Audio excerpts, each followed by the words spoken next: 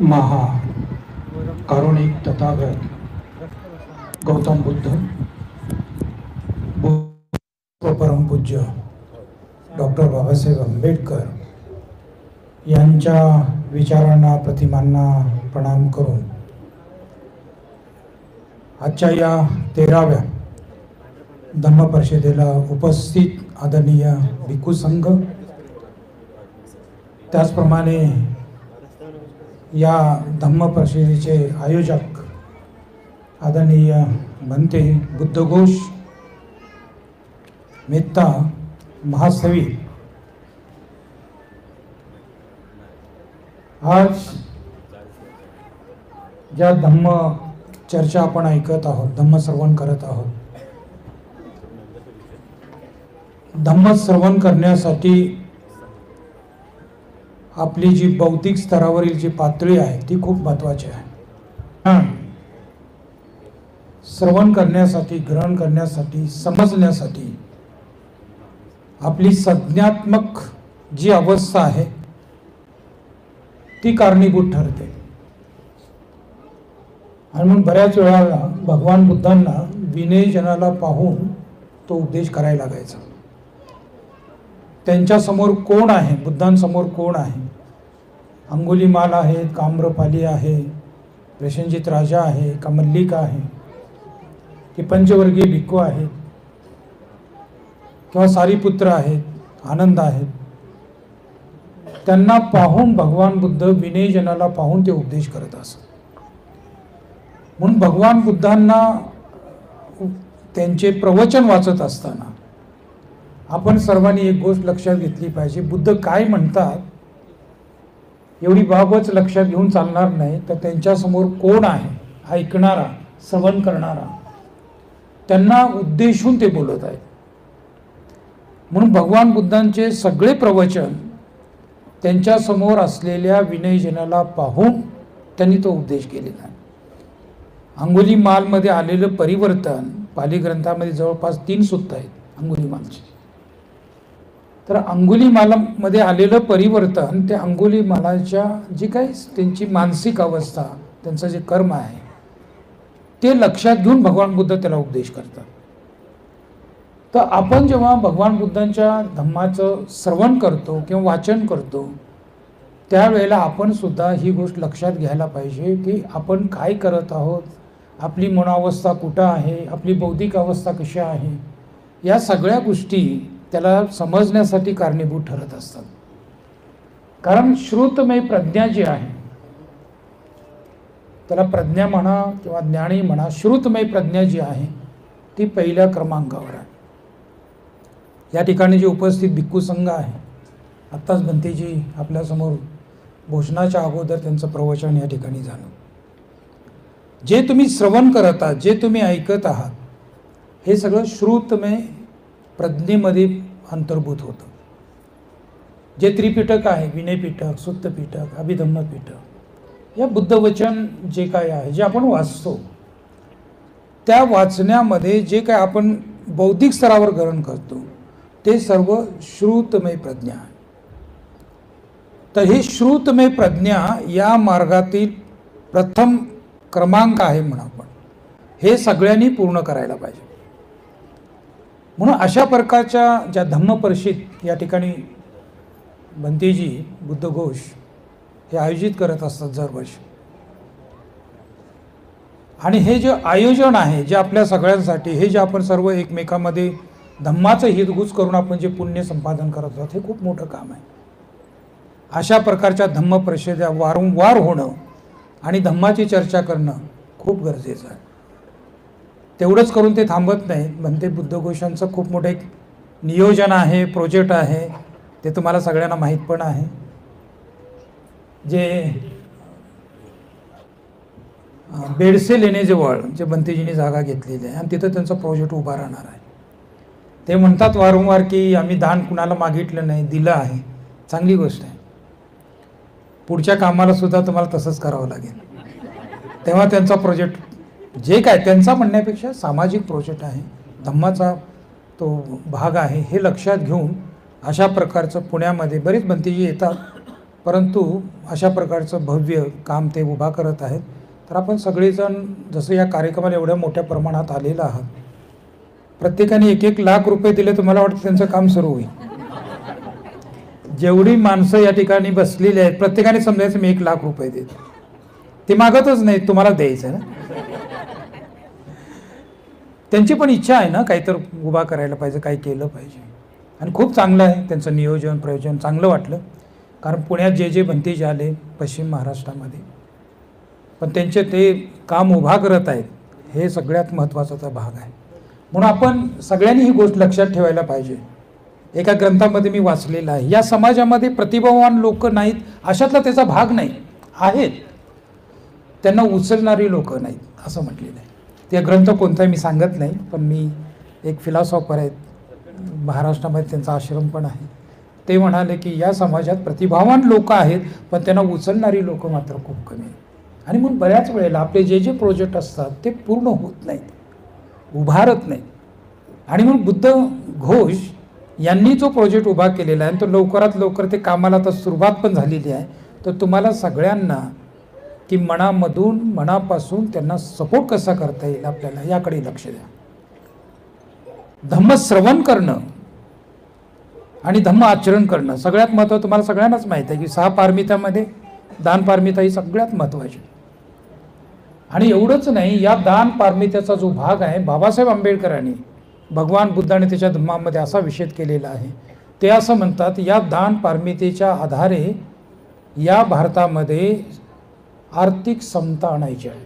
ते तत्व इतक्या उच्च स्तरावर ठेवलेलं आहे. बुद्ध की कार्ल मार्क्सची तुलना केलेली आहे. कार्ल मार्क्सचा जो सिद्धांत आहे तो आर्थिक समतेचा सिद्धांत आहे की सगळ्यांनी जे गरीब आणि अमीर आहेत त्याच्यातली जी दरी मिटवायचं जे काम आहे, बाबासाहेब आंबेडकर म्हणतात हे बुद्धांच्या माध्यमातून हे कार्य आपल्या सर्वांना करायचं. म्हणून दान पारमिता साध्या साध्या गोष्टीतून तुम्ही सुरू करा. घरचे जे नातेवाईक आहेत, गरीब नातेवाईक आहेत, तुमचे बंधू आहेत, त्यांची जी मुलं आहेत त्यांना शिकवणं, त्यांची फीज भरणं, त्यांना पुस्तकं देणं, त्यांना सपोर्ट करणं, खेडेगावातून मुलं आपल्याकडे आणणं, दत्तक घेणं, ह्या सगळ्या गोष्टी ह्या धम्माच्या आचरणाचा भाग आहे. समाजाचा विकास कसा होतो जर तुम्ही सगळ्यांनी दान पारमितेचं पालन केलं तर समाजाचं. कारण ही भौतिक तत्व जरी असेल आणि तो धम्माचा एक अंग म्हणून ते मानलेलं आहे. म्हणून जेव्हा जेव्हा आपण अशा कार्यक्रमामध्ये सहभाग होतो तेव्हा एक गोष्ट आपल्याला ही प्रकर्षाने आपल्या आत्मसात केली पाहिजे आणि आचरणात आणली पाहिजे की जे काही धम्माचे प्रोजेक्ट उभा राहणार आहेत त्यासाठी आम्ही काय करू शकतो. याचं एक खूप मोठी मोहीम उभा राहील तेव्हा हे सगळे कामं उभा राहतील. आणि म्हणून या ठिकाणी अशा प्रकारच्या धम्म परिषदेमधून जी धम्मचर्चा होते त्याच्यामध्ये सगळ्यात प्रमुख काम आहे धम्म श्रवण करणं, ऐकणं. आणि ते जे पुस्तक आहे, जे ग्रंथ आहे, प्राचीन ग्रंथ, त्याचं वाचन भरपूर वाढवा.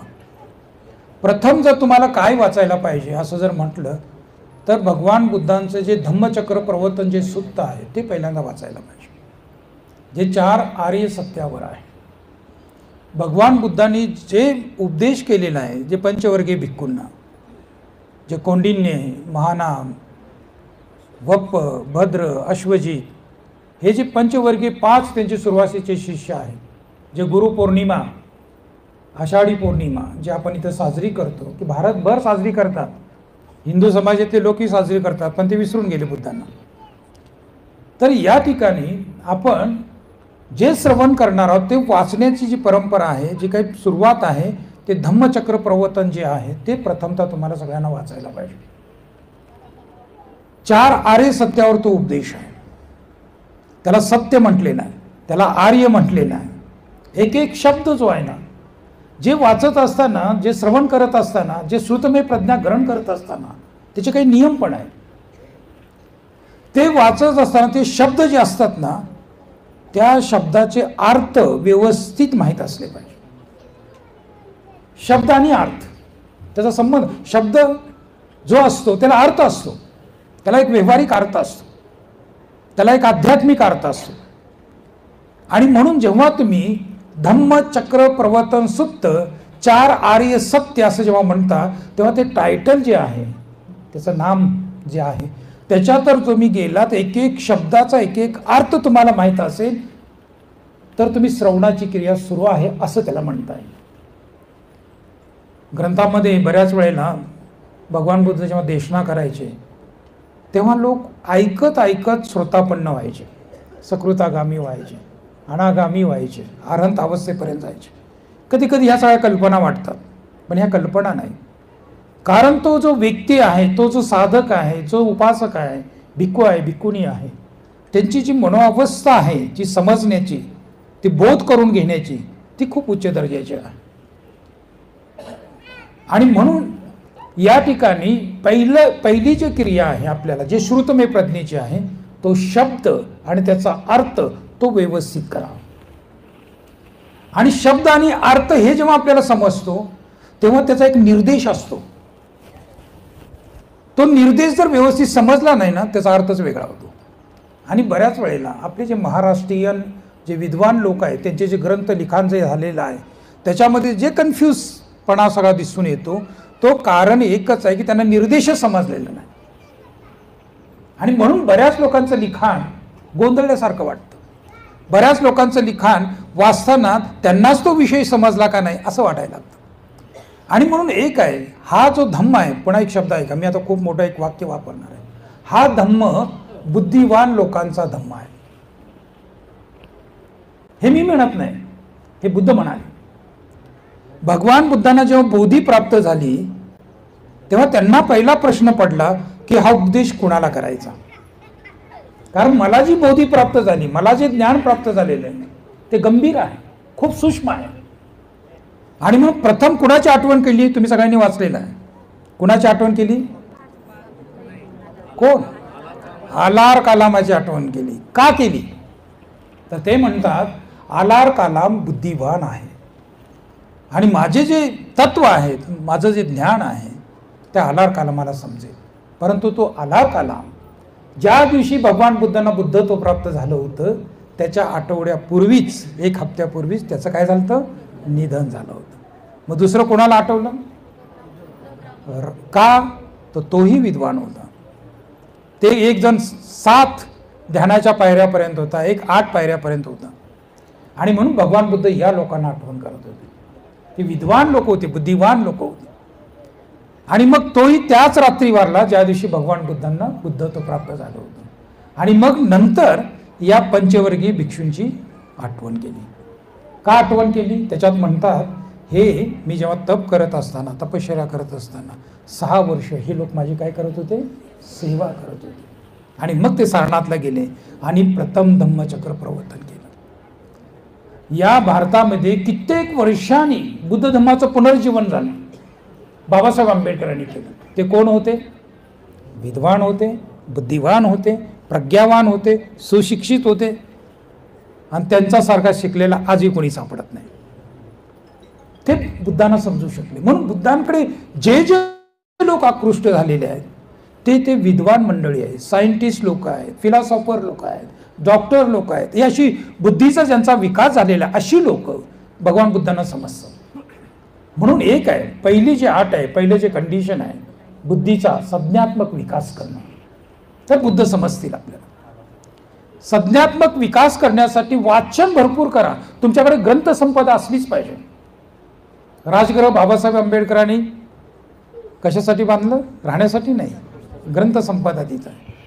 मी बऱ्याच लोकांना, आम्ही जेव्हा घरप्रवेशाला जातो ना, तिथं काही लायब्ररी घरात दिसतच नाही आणि बुद्धांचं पूजास्थानही दिसत नाही. पूजास्थान कोपऱ्यात किंवा टीव्हीच्या वर. असं करता का? म्हणजे तुम्ही जेव्हा बौद्ध आहात, बुद्धिस्ट आहात, या मार्गाने जाता तेव्हा तुमची रूम एक अशी असली पाहिजे, सगळ्या बाजूने त्या रूममध्ये पुस्तकं तुम्ही संकलन केलेली आहेत, तुमचा टेबल आहे, तुमची खुर्ची आहे, तिथं बुद्धांचं पूजास्थान आहे आणि तुमचं वाचन त्या ठिकाणी चालू. शब्द, त्याचा अर्थ, त्याचा निर्देश, या गोष्टी आपण लक्षात घेणं खूप गरजेचं आहे. मग हे जर लक्षात आलं, व्यवस्थित आपल्या शब्द कळाले, तर मग सगळ्या गोष्टी. म्हणजे आज सगळ्यात लोक आर्य शब्दाची कन्फ्यूज आहे. 4 आर्य सत्य. आता इथं आर्य कुणाला म्हणतात? आता हे सगळे इतिहासात अडकलेली लोक जे असतात त्याचा अर्थ बदलतात. आर्य अनार्य ते शब्द वेगळे. बुद्धांनी सुद्धा आर्य अनार्य शब्द वापरले. आणि म्हणून एक लक्षात ठेवा, बाबासाहेब आंबेडकर काय म्हणतात बा, जुन्या बाटलीमध्ये नवीन दारू ओतली. हे कोणी म्हटलं? एक्झाम्पल लवकर संपत. दारू म्हटलं का समजतं? बाटली काय जुनी आहे, पण दारू मात्र नवीन आहे.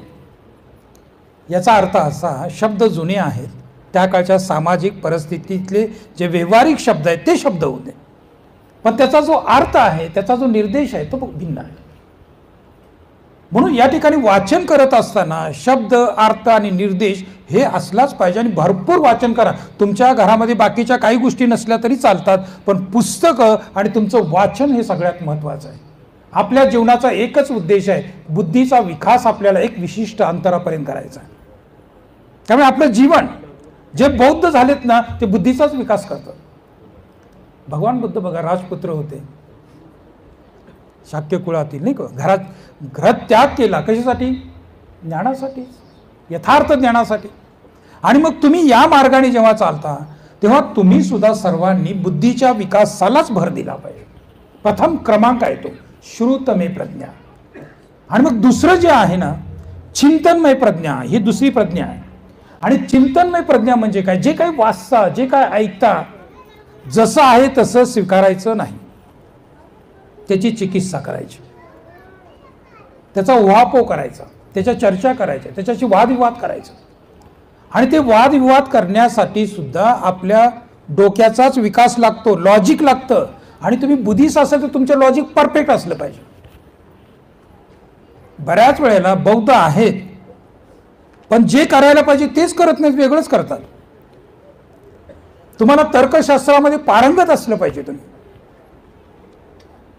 बुद्ध जे काय म्हणतात, बाबासाहेब आंबेडकर सुद्धा म्हणाले ना, बाबासाहेब आंबेडकरांनी निर्देश केला, मी अनेक प्रवचनातून बोलतो.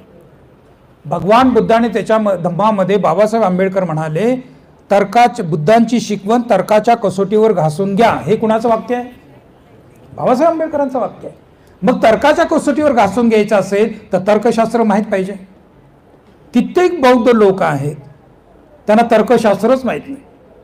आणि भगवान बुद्ध तर्कनिष्ठ होते, तर्कावर आधारितच बोलायचे. बाबासाहेब तर्कनिष्ठ होते, म्हणून बाबासाहेबांची भाषणं इतकी सूचक आहेत, भविष्यात काय होणार ते आज घडताना आपल्याला दिसतं. म्हणून दुसरी जी प्रज्ञा आहे ना, चिंतनमय प्रज्ञा, चिंतनमय प्रज्ञा ही तर्कनिष्ठ असली पाहिजे, तर्कावर आधारित असली पाहिजे. तुम्ही डिबेट केलं पाहिजे, भांडण नाही, वादविवाद केला पाहिजे. वाद म्हणजे बोललं पाहिजे, संवाद केला पाहिजे, विषयावर संवाद केला. ह्या धम्म परिषदा ज्या असतात ना, त्या संवाद करण्यासाठी असतात, ज्ञानाच्या चर्चा करण्यासाठी, प्रश्न उत्तर करण्यासाठी असतात. धम्म परिषदा कशासाठी असतात?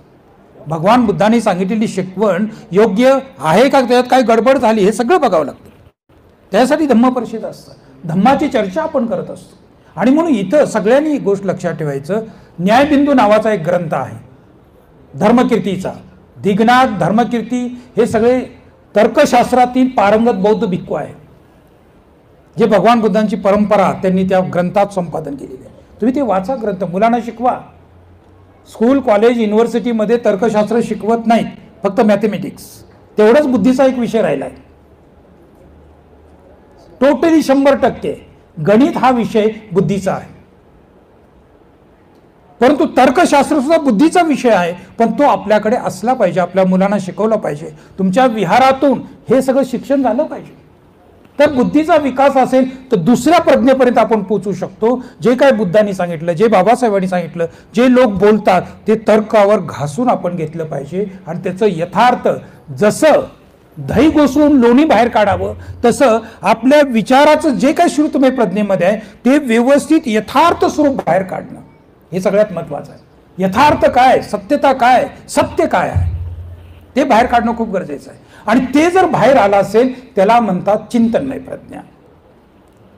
आणि ज्याच्याकडे चिंतनमय प्रज्ञा आहे ना, तोच विपसना करू शकतो. मोठं विधान करतो मुद्दाम. विपसनाधारक भरपूर आहेत, नाही आहेत ना विपसनाधारक? विपसना करता का नाही तुम्ही सगळे? विपसना करण्याला कोण तयार आहे? ज्याच्याकडे चिंतनमय प्रज्ञा आहे, तो भावनामय प्रज्ञा. तिसरी प्रज्ञा, भावना म्हणजेच मेडिटेशन, भावना म्हणजे ध्यान, भावना म्हणजे शमत आणि विपसना. ही भावनामय प्रज्ञा जी आहे ती बोधात्मक ज्ञानाकडे आपल्याला घेऊन जाते.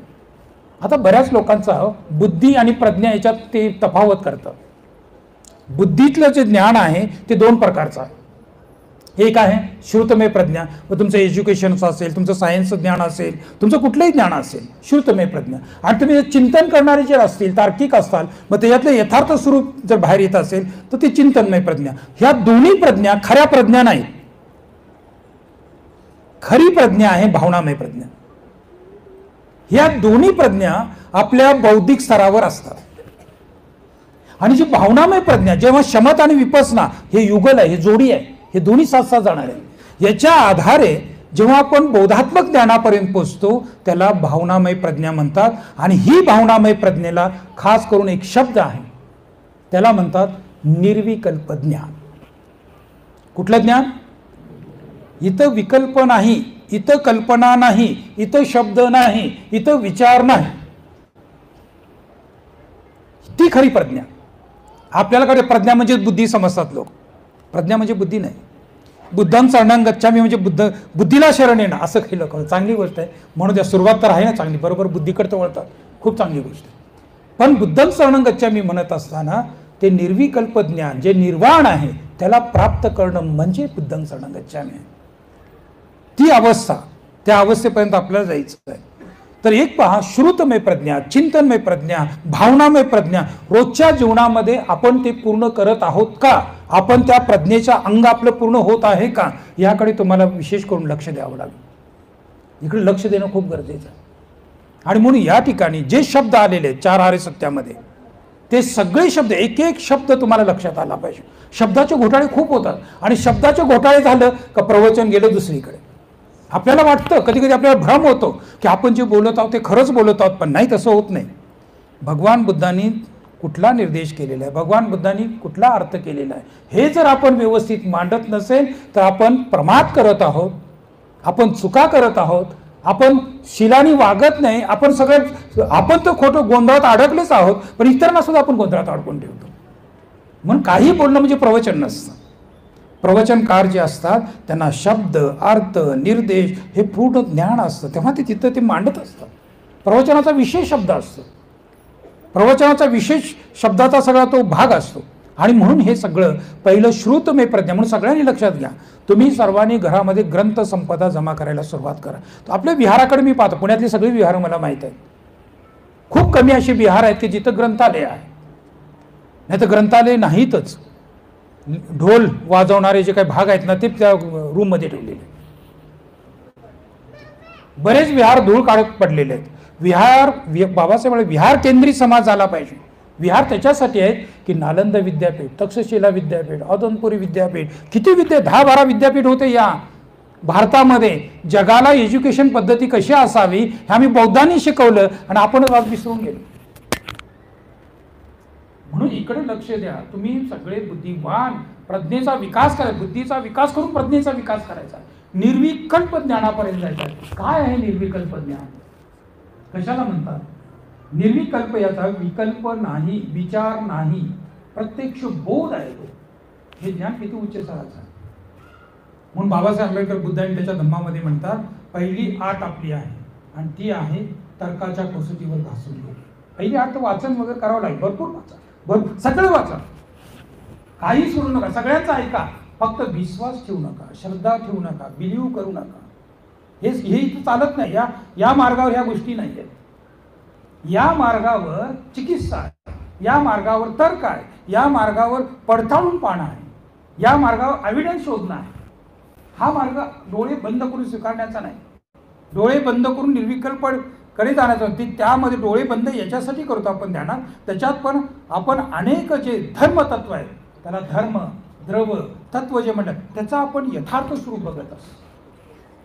म्हणून जे विपसना करणारे जे साधक आहेत त्यांचं वाचन भरपूर असलं पाहिजे, त्यांचा तर्काच्या आधारे यथार्थ स्वरूप त्यांनी भरपूर काढलं पाहिजे. आता ते कसं काढायचं? दुसऱ्याकडे लक्ष द्या. जे चिंतनमय प्रज्ञा आहे ना, बाबासाहेब आंबेडकरांनी भगवान बुद्धांनी त्याच्या धर्मामध्ये निर्देश केलेला आहे. ते म्हणतात भगवान बुद्धांची जी शिकवण आहे ती 2 प्रकारची आहे. एक आहे निश्चित स्वरूपाची, एक आहे अनिश्चित स्वरूपाची. आता हे तुम्ही वाचलं का नाही मला माहित नाही. बुद्धाने त्याच्या धम्मात हे बाबासाहेब लिखाण करतात. एक शिकवण आहे निश्चित स्वरूपाची आणि एक शिकवण आहे अनिश्चित स्वरूपाची. बुद्धांच्या नंतर जेवढे आचार्य होऊन गेले, नागार्जुन, चंद्रकीर्ती, असम, वसुबंधू, अनेक आचार्य, बौद्ध परंपरा जी बौद्ध परत किंवा बुद्धघोष, अश्वघोष, बुद्धदत्त, बुद्ध पाली, ही पाली परंपरेचे सगळे आचार्य, मोठे मोठे आचार्य, या सगळ्यांनी भगवान बुद्धांच्या शिकवणीमध्ये दोन भाग केले. जसं बाबासाहेब आंबेडकर म्हणाले, भगवान बुद्धाची शिकवण दोन प्रकारची, एक निश्चित स्वरूपाची, एक अनिश्चित स्वरूपाची. अनिश्चित स्वरूपाची जी शिकवण आहे ती व्यवहारिक आहे, त्याला व्यवहारिक सत्य म्हणतात. आणि जी निश्चित स्वरूपाची जी शिकवण आहे त्याला पारमार्थिक म्हणतात, त्याला पारमार्थिक शिकवण. याचं दोन प्रकार आहे. बुद्ध वचन वाचत असताना तुमच्या समोर हे दोन भाग तुम्हाला करता आले पाहिजे. मग ते या ठिकाणी महामंगलसूत्रावर बोलले, तुम्हाला लक्षात आलं पाहिजे ही निश्चित स्वरूपाची शिकवण आहे, अनिश्चित स्वरूपाची शिकवण आहे. ही व्यवहारिक शिकवण आहे या पारमार्थिक शिकवण आहे. जेव्हा ते महामंगलसूत्रावर बोलत होते तेव्हा ते व्यवहारिक शिकवणीविषयी बोलत होते. व्यवहार आपला संसारिक, कौटुंबिक, सामाजिक, माणसातले जे व्यवहार आहेत ह्या सगळ्या गोष्टी त्याच्यामध्ये अंतर्भूत असतात. आणि जी पारमार्थिक शिकवण असते ते निर्विकल्प ज्ञान आहे, ते निर्वाण आहे, ते अनात्मा आहे, ते अनित्य आहे, तो बोध आहे, तो खूप उच्चस्तरीय बोध आहे. म्हणून या ठिकाणी आपल्याला दोन प्रकारचे डिवायडेशन बुद्धांच्या शिकवणीमध्ये करता आले पाहिजे, एक व्यवहारिक स्वरूपाची आणि एक पारमार्थिक स्वरूपाची. व्यवहारामध्ये पण दोन भाग आहेत, एक मिथ्या ज्ञान आहे, एक सत्य ज्ञान आहे. व्यवहारात सत्य आहे, परंतु हे दोन्ही ज्ञान परमार्थामध्ये नित्य आहे, परमार्थामध्ये निर्विकल्प ज्ञान सत्य आहे. आणि म्हणून भगवान बुद्ध जेव्हा बोधी प्राप्त झाली तेव्हा ते म्हणतात मला इतकं सूक्ष्म ज्ञान प्राप्त झालेलं आहे हे कुणाला समजेल. म्हणून एक पहा, भगवान बुद्धांच्या सर्व प्रवचनांमध्ये आपल्याला निर्विकल्प ज्ञानामध्ये निर्वाणपणापर्यंत जाण्यासाठी ते मार्गदर्शन करतात, ते मार्ग दाखवतात, ते मार्गान दाखवतात. म्हणून बाबासाहेब म्हणाले ना बुद्धांच्या धर्मामध्ये, बुद्ध काय म्हणतात, मी मार्गदाता आहे, मोक्षदाता नाही. याचा अर्थ वेगळा आहे. काही लोकांनी काय केलं पाहिजे, बौद्ध धर्मात मोक्षच नाही, याचा निर्देशच गोंधळून टाकले. याचा अर्थ असा आहे की मोक्ष दाता नाही, याचा अर्थ काय, मार्गदाता आहे. याचा अर्थ मोक्ष ज्याची त्यांनी प्राप्त करायचा आहे. आणि बुद्धिझम मधला मोक्ष जो आहे तो निर्वाण आहे, बुद्धत्व आहे, बुद्ध अवस्था आहे, अर्हत अवस्था आहे, हा तो मोक्ष आहे. मोक्ष का नाही, मोक्ष हा कॉमन शब्द आहे. अनेक दर्शनामध्ये हा शब्द येऊ शकतो, पण त्यांच्या ज्या काही मोक्षाच्या संकल्पना असतील त्या भिन्न असतात. म्हणून या ठिकाणी मी मार्गदाता आहे, मोक्षदाता नाही. याचा अर्थ असा नाही होती मोक्ष नाही, मोक्ष आहे, निर्वाण मोक्ष. तुम्हाला दुःखमुक्तीची अवस्था प्राप्त करण्यासाठी तर हा सगळा मार्ग आहे. आणि दुःखमुक्त तुम्ही तेव्हा होऊ शकाल जेव्हा तुम्ही यथार्थ ज्ञानापर्यंत जा. म्हणून तुम्ही द्वादश निदान पहा, प्रतीती समुत्पा, भगवान बुद्धाची जी बोधी म्हणतात ना, ज्ञान म्हणतात ना, जे पिंपळाच्या झाडाखाली मी त्यांना बोधी प्राप्त झाली, ते दुसरं तिसरं काही नसून हे प्रतीत्य समुत्पाद द्वादश निदान आहे. हे ज्याला समजतं ना त्याला बुद्ध समजतं. प्रतीत्य समुत्पाद मध्ये सगळं वर्णन बुद्धांनी केलेलं आहे की माणसाच्या जीवनामध्ये येणाऱ्या दुःखाचं मूळ काय, तर ते म्हणतात अविद्या आहे. अविद्या म्हणजे काय, विद्या नाही. विद्या म्हणजे काय, यथार्थ ज्ञान नाही, अविद्या आहे. आणि या ठिकाणी पाली ग्रंथामध्ये जर तुम्ही पाहिलं, विद्या आणि अविद्याची जी भाषा केलेली आहे, विद्या कशाला म्हटलंय, चार आर्य सत्याचं ज्ञान म्हणजे विद्या, आणि चार आर्य सत्याचं ज्ञान नसणं म्हणजे अविद्या. मग या ठिकाणी आपण अविद्याग्रस्त झालो आणि म्हणून भटकतो. जगातील जेवढे धर्मातले लोक आहे ना, मंदिरात जातात, कोणी पूजा करतं, कोणी सत्यनारायण घालतं, कोणी काय करतं, कोणी दंडवट घेतं, कोणी कुठं जातं काही सांगता येत नाही. आता अनेक महाराज येऊन काय काय ते फॉर्म्युले सांगत बसलेत बघा, तुम्हीच मी ऐकत राहता. आणि असले फॉर्म्युले सांगितलं का सगळ्यांना आवडतं, कारण डोकंच नसतं. डोकं नसल्यामुळे सगळ्या गोष्टी होतात. आता आपल्याला तुम्ही काय फॉर्म्युले जर सांगितले ना, एक लोटाभर पाणी घ्या, रोज पिंपळाच्या झाडाखाला वहा, तिथं वंदना घ्या, हात जोडून त्या पिंपळाला काही तर मागा, तुम्हाला सगळं प्राप्त होईल, लोक सुरू जाते. पिंपळाला पाणी टाकणं भाग वेगळा आहे, पण पिंपळाला काहीतरी मागणं हा डोक्याचं काम आहे का नाही. पिंपळ काय देणार आपल्याला, पण पिंपळाचा परिणाम जो आहे तो भाग वेगळा, त्याला त्याच्याविषयी आपण तिकडे जाणार नाही. परंतु आता ही जी महाराज लोक फिरत आहे सगळं भारतभर, लोकांमध्ये अंधश्रद्धा पसरत फिरत आहे. त्याचं कारण तुम्हाला सांगतो. कारण बुद्धिझमचा प्रभाव खूप वाढला आणि हे बाकीचे भारतातले लोक घाबरले की सगळे बुद्धिझमकडे वळत आहेत आणि म्हणून लोकांना बांधून ठेवण्याचं काम, डोक्याने बांधून ठेवण्याचं काम सुरू झालं. म्हणून हा जो मार्ग आहे हा ज्ञानाचा मार्ग आहे, हा प्रज्ञेचा मार्ग आहे, हा भक्ती मार्ग नाही. लक्षात आलं? भेद बघा, भेद लक्षात ठेवा मी काय म्हणतो. हा भक्ती मार्ग नाही. भक्ती मार्गामध्ये अशी एक माळ लागते, मग असे एक बॅग लागेल, त्या बॅगेमध्ये हात घालायचा आणि मंत्र म्हणत फिरायचं. हे बघता ना खूप लोक फिरत आहेत. भक्ती मार्ग काय आहे? लोकांना डोक्याला बांधून ठेवण्याचा मार्ग. गेलं होतं ते, काय होत नाही त्याला. देव मिळत नाही, ईश्वर मिळत नाही, काही मिळत नाही, फक्त मंत्र म्हणत ते जात राहते. चांगली चांगली माणसं बिघडून गेली. डोकं एकच मंत्र तुम्ही जर सातत्याने म्हणत असाल तर वेळ होणार ना तुम्ही. वेळी झालीत काही लोक. बुद्धिझमचं मंत्रयान तंत्रयान भिन्न आहे, त्याच्याविषयी नंतर बोलू आपण. तर हे लोक जे मंत्र करत बसलेले आहेत ते डोक्याने वेळी होत आहेत, डोक्याने बांधून ठेवलेले आहेत. माझा एक मित्र आहे, ब्राह्मण समाजातला आहे. तो कधी कधी विहारात येतो.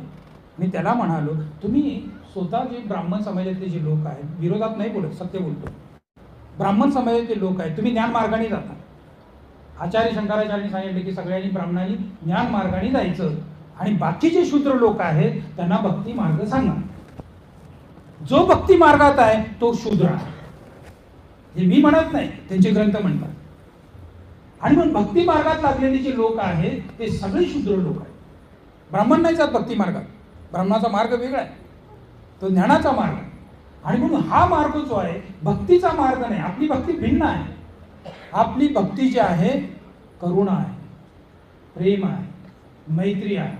सर्व प्राणी मात्रांना दुःखातून मुक्त करण्यासाठी दान पारमिता, शील पारमिता, वीर्य पारमिता, शांती पारमिता आदी पारमितेचं पालन करणं ही खरी भक्ती आहे.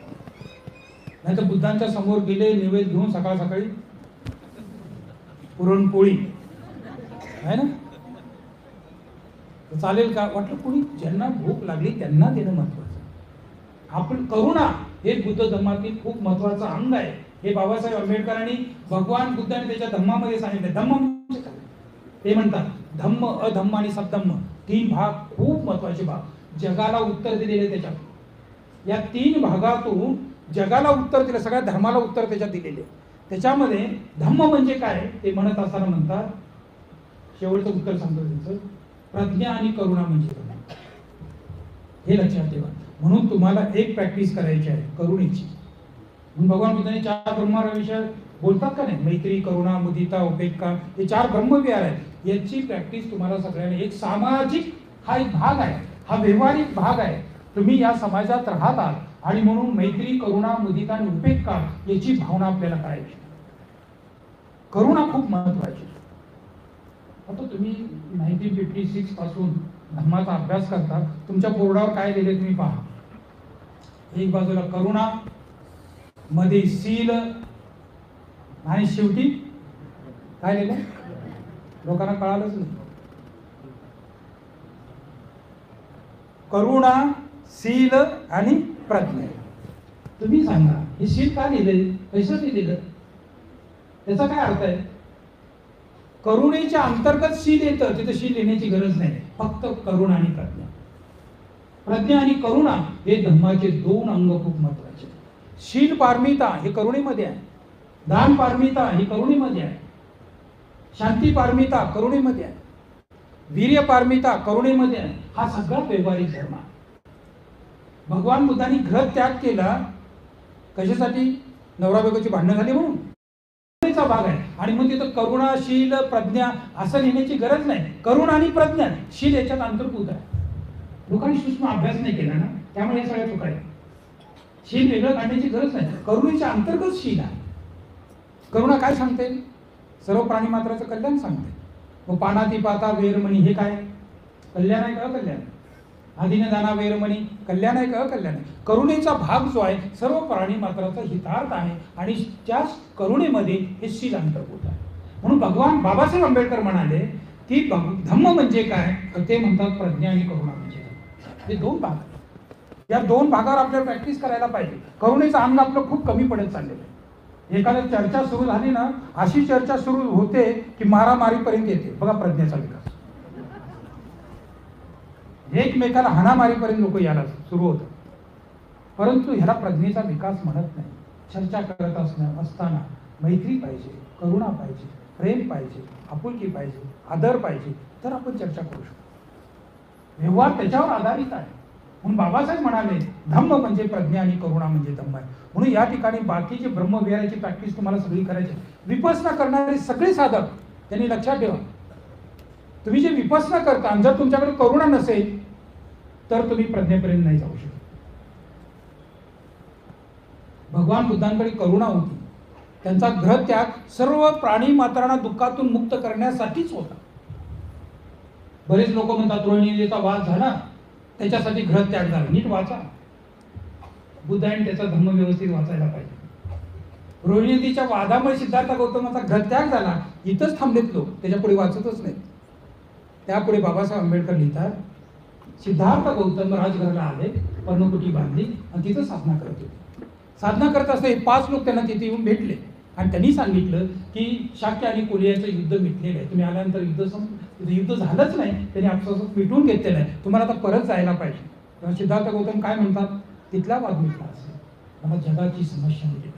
त्यांची व्यापकता वेगळी होती, हे बाबासाहेब आंबेडकर लिखाण करतात. आणि म्हणून त्यांचा जो ग्रहत्याग आहे फक्त रोहिणी नदीच्या मुळे नाही झाला. त्यांचा ग्रहत्याग, सिद्धार्थ गौतमाचा ग्रहत्याग सर्व प्राणी मात्रांना दुःखातून मुक्त करण्यासाठी झाला. ही गोष्ट लक्षात ठेवा, याच्याकडे लक्ष देत नाही. आणि आमचे विद्वान लोक ह्याच्यातच भांडत बसले. 4 दृश्य का रोहिणी नदीचा वाद, 4 दृश्य का रोहिणी नदीचा वाद, म्हातारा पाहिला, रोगी पाहिला, संन्यासी पाहिजे, हे सगळे 3 दृश्य जे आहेत, 4 दृश्य त्याच्यानी झाला का, ह्याच्यातच अडकले. बाबासाहेब आंबेडकरांनी प्रस्तावनेमध्ये 4 प्रश्न उपस्थित केले. त्या 4 प्रश्नामध्ये एक तो प्रश्न आहे ग्रहत्यागाविषयी. परंतु सिद्धार्थ गौतमाचा ग्रहत्याग कसा झाला याचं पूर्णतः उत्तर बुद्धांच्या धर्मामध्ये. सिद्धार्थ गौतमाचा ग्रहत्याग सर्व प्राणी मात्रांना दुःखातून मुक्त करण्यासाठी झाला. म्हणून तुमची व्यापकता तेवढीच पाहिजे, स्वतःसाठी नाही, सगळ्यांसाठी. सगळे दुःखातून मुक्त झाले पाहिजे एवढी व्यापकता तुमच्याकडे असली पाहिजे, एवढी करुणा तुमच्याकडे असली पाहिजे, एवढी मैत्री तुमच्याकडे असली पाहिजे. एवढी व्यापकता असेल तर तुम्ही बुद्धीचा. नाही तर बाकीच्या लोकांचं काय, ते धक्काबुक्की करून दर्शन घेतच आहेत की पहिलं मी झालो, शॉर्टकट दर्शन त्यांचं चालू आहे. 1000 रुपये दिले का शॉर्टकट, तिकडे आणतात, तिकडे दरवाजातून जातात. इथं तसं चालणार नाही. तुम्हाला सगळ्यांना घेऊन जा, सगळ्यांशी प्रेम, मैत्री, करुणा, सगळ्यांना आपुलकी, या गोष्टी तुम्हाला सगळ्यात महत्त्वाची. म्हणून या ठिकाणी धम्म काय आहे तर प्रज्ञा आणि करुणा धम्म आहे. तर या ठिकाणी प्रज्ञेचा विकास करत असताना श्रुतमय प्रज्ञा, चिंतनमय प्रज्ञा, भावनामय प्रज्ञा या गोष्टीकडे लक्ष द्या. म्हणून द्वादश निदानामध्ये भगवान बुद्धांनी अविद्या हे दुःखाचं मूळ मानले. अविद्या अज्ञान आहे. महात्मा फुले तेच म्हणाले, शूद्र का खचले. बाबासाहेब काय म्हणाले, शिका, संघटित व्हा, संघर्ष करा. शिक्षण खूप महत्वाचं आहे. संघर्ष करायला गेला आणि डोकंच नाही तर सगळं हळून येईल. आणि हेच प्रॉब्लेम्स आहेत आपले सगळे. डोक्याशिवाय संघर्ष नाही, डोकं असलं पाहिजे. तो संघर्ष नाही काट्या लाट्याचा. काट्या लाट्याचा संघर्ष आहे तो प्रश्न वेगळा. परंतु काट्या लाट्याचा संघर्ष घेतला आणि त्यांच्यासमोर रायफल आहे आणि तुमच्यासमोर काटे आहे, काय करणार तुम्ही. ते चालणार नाही, डोकं चालणार. म्हणून पहिले एज्युकेशन पाहिजे चळवळ करण्यासाठी, एज्युकेशन पाहिजे संघर्ष करण्यासाठी, एज्युकेशन डोक्याचा विकास पाहिजे. आणि म्हणून तुम्ही हे चिंता करून तुमच्या घरातला कुटुंबाचा विकास करणं सुद्धा समाजाचा विकास आहे, ही गोष्ट लक्षात. काही लोक असे महाग नाग आहेत की ते काय म्हणतात, नाही मी समाजाकडे सगळं दुर्लक्ष केलं, मला समाजाचा विकास करा. कारण समाज ते कुटुंब समाजात नाही का. मुलांना डॉक्टर बनवणं, मुलांना सॉफ्टवेअर इंजिनियर बनवणं, मुलांना कॉम्प्युटर इंजिनियर बनवणं, मुलांना मेकॅनिकल इंजिनियर बनवणं, मुलांना जागतिक स्तरावर उभा करणं, हे सुद्धा समाजाचा विकास आहे, लक्षात ठेवा. हे कर्तव्य करत असताना मग सामाजिक कर्तव्य करा, मग भावाकडे लक्ष द्या, मग बहिणीकडे लक्ष द्या, या सगळ्या गोष्टीकडे लक्ष द्यावं लागेल, तर समाजाचा विकास होईल. म्हणून या ठिकाणी बुद्धिझम जो आहे मेन फाउंडेशन, त्याचा जो आधार आहे, मूळ जे आहे ते करुणा. करुणा नसेल तर तुम्ही बुद्धिझम. सिद्धार्थ गौतम करुणेमुळे आले, नंतर प्रज्ञा प्राप्त झाली. म्हणून करुणा हे मूळ आहे त्याचं. म्हणून जेवढे विपसना करणारे जे साधक आहेत ना, ते कशासाठी विपसना करतात माहिती आहे का. सूक्ष्म व्हायब्रेशन. कशासाठी.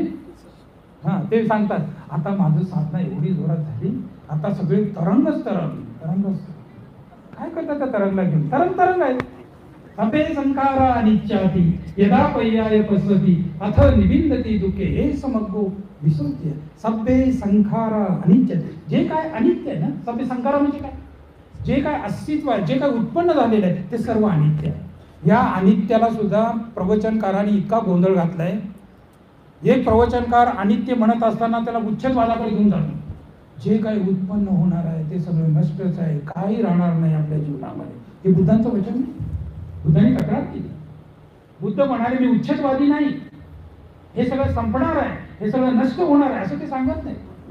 सभे संखारा अनित्याती याचा अर्थ असा आहे ज्याच्यावर कारणाचा परिणाम होतो त्याला अनित्य म्हटलेलं आहे. ज्याचा बदल होतो त्याला अनित्य म्हटलेलं आहे. बदल, पाण्याची वाफ होते, वाफेचे ढग होतात, ढगाचा बर्फ होतो, बर्फाचं पाणी होतं, हे जे बदल आहे, कारणावर आधारित जो बदल आहे त्याला अनित्य असं म्हटलेलं आहे. याचा अर्थ संपूर्ण जग उच्छेद होणार आहे असं ते म्हणत नाही. त्यांची शिकवण मध्यम मार्गाची आहे, त्यांची प्रज्ञा मध्यम मार्गाची आहे. ते आपल्याला मध्यम मार्गाची शिकवण देतात. म्हणून कधी अनित्यचं तत्व उच्छेदवादाकडे घेऊन जाऊ नका. अनित्यचं तत्व शाश्वतवादाचा संबंध नाही, ईश्वर आत्मा याच्याशी संबंध नाही. जे काय अस्तित्वात आहे त्याला द्रव्य, ज्याला धर्म धम्म असा जो शब्द आहे तो सगळं या गोष्टीकडे जर लक्ष दिले, हे सगळं अनित्य म्हणजे परिवर्तनशील आहे. आणि या परिवर्तनशीलाचा व्यवस्थित समजून शकलो आपण तर भगवान बुद्धाचा पुनर्भव सिद्धांत आपल्याला व्यवस्थित समजेल. अन्यथा गोंधळ त्यामुळे झाले. मोठमोठे सिद्धांत आहेत आपले, त्यापर्यंत आपण पोहोचू शकत नाही. आपलं गोंधळलेलं आहे सगळे. त्याचं कारण आहे शब्द, अर्थ, निर्देश याला आपण नीट लक्षात घेत नाही. ते लक्षात घेतले तर आपल्या सगळ्या गोष्टी समजू शकतात.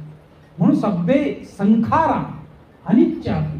संखारा म्हणजे काय? संस्कृत म्हणजे काय? ज्याच्यावर कारणाचा परिणाम होतो त्याला संस्कृत म्हणतात. भगवान बुद्धांनी संस्कृत असंस्कृत असे दोन धर्म सांगितले. त्याला रूप अरूप अशी बी दोन धर्म सांगितले. संस्कृत म्हणजे काय? अनित्य आहे. असंस्कृत म्हणजे काय? त्याच्यावर कारणाचा परिणाम होत नाही असं. मग कशावर कारणाचा परिणाम होत नाही? पाली ग्रंथाच्या आधारावर जर पाहिलं तर असं म्हणले की 3 गोष्टीवर कारणाचा परिणाम होत नाही. एक निर्वाण, सोपादिशेष निर्वाण, निरुपादिशेष निर्वाण आणि आकाश. या 3 अशा गोष्टी आहेत ज्याच्यावर कारणाचा परिणाम होत नाही. बाकी सगळ्या गोष्टीवर कारणाचा परिणाम होतो. म्हणजे या ठिकाणी भगवान बुद्ध संस्कृत असंस्कृत अशा 2 प्रकारचा उपदेश करतात. रूप अरूप अशा 2 प्रकारचा उपदेश करतात. आता रूप म्हणजे काय? भौतिक शरीर हे रूप आहे. अरूप म्हणजे काय? माइंड, कॉन्शियसनेस, विज्ञान हे अरूप आहे. त्याला रूप म्हटलेलं नाही. मग आता या अरूपला लोक समजू शकत नाही. अरूप तत्व विज्ञान नाही समजू शकत. रूपला समजू शकतं, भौतिक तत्वाला समजू शकतो आपण, अरूपला नाही समजू शकत. भगवान बुद्धाने अरूप सुद्धा सांगितलेलं आहे आणि ते माइंड आहे, ते मन आहे. मग त्याला कसं समजलं? म्हणून भगवान बुद्धांच्या पहिले जी शिकवण आहे ना त्याच्याकडे विशेष करून लक्ष द्या. विशेष द्वादश निदानाकडे लक्ष द्या. मी आता तुम्हाला फक्त संक्षिप्तमध्ये बोलतो. ज्यांना बुद्ध वचन समजून घ्यायचं आहे त्यांनी पंचस्कंदावर अभ्यास करा. काय पंचस्कंद? रूप, वेदना, संज्ञा, संस्कार, विज्ञान.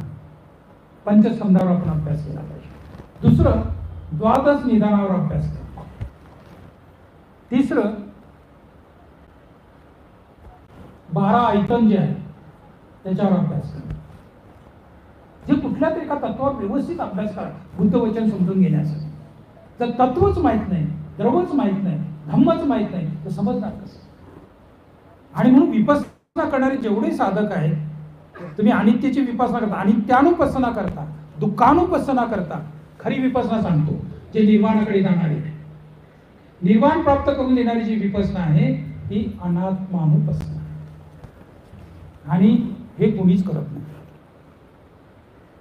अनित्य ठीक आहे, दुःख ठीक आहे, अनात्मानुपස්සना, नैरात्म्यानुपස්සना जी आहे ती खरी पसना आहे, जे तुम्हाला निर्वाणगामी बनवते. जे अन्य धर्मात आणि बुद्धिझम मध्ये जो फरक आहे तो इथं आहे. बाकीचे लोक आत्मा मानतात, भगवान बुद्धांनी अनात्म, आत्म्याच्याही पुढे गेले. खूप मोठं तत्वज्ञान आहे. आत्मा कशाला म्हटलं त्यांनी? मी म्हणजे आत्मा म्हटले. आणि भगवान बुद्ध काय म्हणतात? जो मी जास्त चिटकलेला जो व्यक्ती असतो, मी आणि माझं, तो व्यक्ती काय असतो? अविद्याग्रस्त असतो. अविद्या आहे त्याच्यात, अविद्या आहे त्याच्यात, उपादान आहे. आत्मवाद उपादान त्याच्यात अडकलेलं आहे आणि तो अविद्यात अडकून समजून घ्या, हे खूप सूक्ष्म भाग आहे. जो मी माझ्यामध्ये अडकलाय तो अविद्यात अडकलेला आहे. आणि जर अविद्या असेल आणि जो कर्म करत असेल मग अविद्यापच्या संकार, मग ते कर्म 3 प्रकारचे कर्म, पुण्य अपुण्य अन्योज्य, हे 3 प्रकारच्या कर्माचे संस्काराचे परिणाम फल आपण प्राप्त करत आहोत. आणि म्हणून या द्वादश निदानामध्ये 3 भाग केलेले आहेत. एक भाग आहे क्लेश, एक भाग आहे कर्म, एक भाग आहे दुःख. आता तुमचं जे शरीर वगैरे सगळं आहे ना, ते दुःख का भोगतं ते तिथे ह्या द्वादश निदानात सांगितले.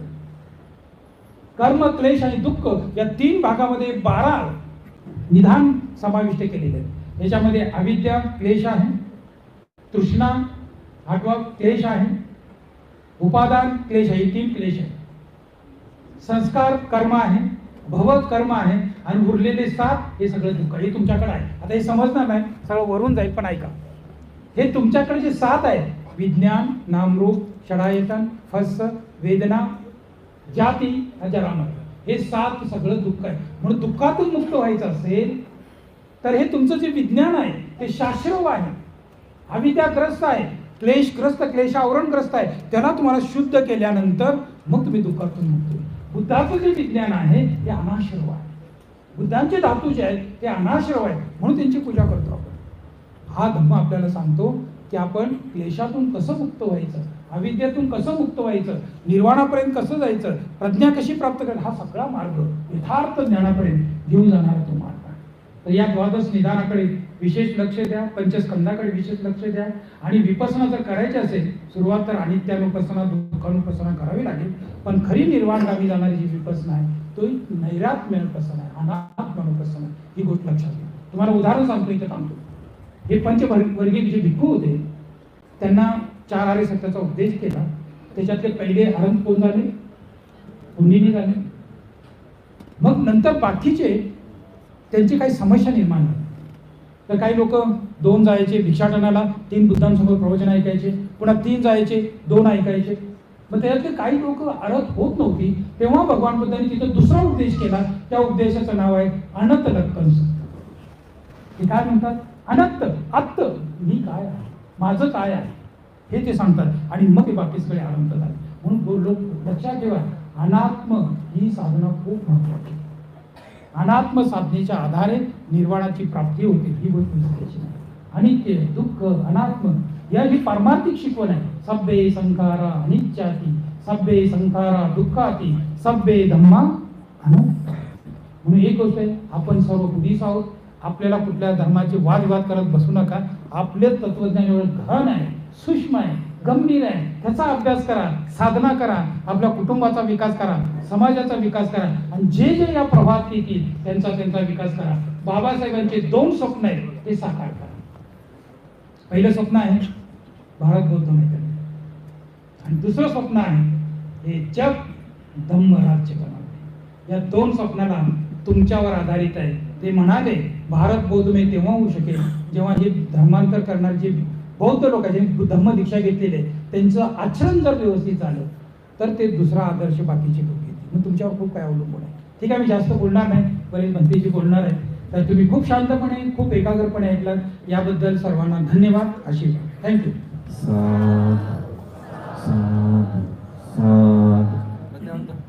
वंदन करा. बुद्धं